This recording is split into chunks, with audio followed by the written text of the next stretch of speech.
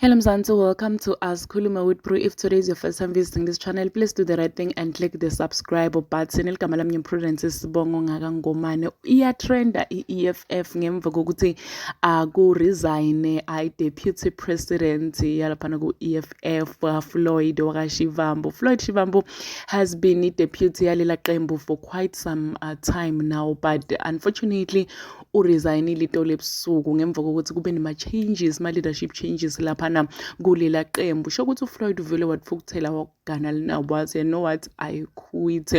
Washalahla phansi ikhali waphuma kulela qembu, and people are saying hayi bo uMalema didn't see this one coming. So i-EFF ithi itobita mhlangano mema be-media kokuthi nabo babekhona la bayokhuluma khona mayelana leli tshintsho leselendekile laphana ku-EFF guys. Ngazo sithi khala sakuthi i-EFF beqhudelana guys ne-MK.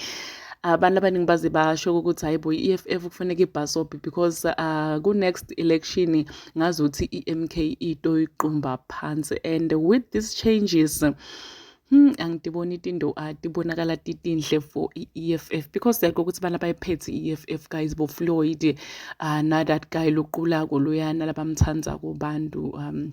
So guys, ngito nje leto buhlungu i-EFF ngokuthi Floyd ushiye phansi. Asathi ukuthi uyojoina bo-ANC bo-MK or uyoticalela lakhe iqembe because lana ngosemzansi and anything is possible lana emzansi. Please subscribe, share this video, comment your thoughts down in the comment section. Don't forget to hit the notification bell so that you can be notified whenever I upload a new video. This is the end of my video. I am signing out. Goodbye.